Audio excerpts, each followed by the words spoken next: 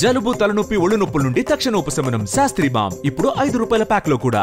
ఈ రోజు ముగిల్పేట గ్రామంలో జరిగినటువంటి గ్రామంలో జరిగిన గత 5 సంవత్సరాల క్రితం మేము చేసినటువంటి అభివృద్ధి పనుల గురించి కూడా చర్చ జరగాలి అని, మేము చేసిన పనుల్లో వాస్తవం ఉందా లేదా అనేటువంటి విషయం ప్రజల ముందు ఉంచాలి అని చెప్పనని మాకు మాట్లాడే అవకాశం ఇవ్వాలి, మా పెండింగ్ బిల్లులు విడుదల చేయాలని చెప్పనని మేము మాట్లాడడానికి ప్రయత్నం చేయడం జరిగింది.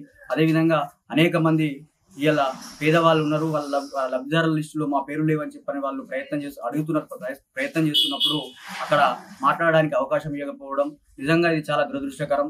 అక్కడ ఈ రోజు జరిగినటువంటి పరిస్థితి ఏంటి అని చెప్పంటే పేదల కళ్ళల్లో మట్టి కొట్టి ఉన్న వాళ్ళకు కట్టబెట్టే రకంగా కాంగ్రెస్ పార్టీకి సంబంధించినటువంటి పద్ధతి కొనసాగుతున్నట్టుగా మాకు ఏర్పడుతుంది.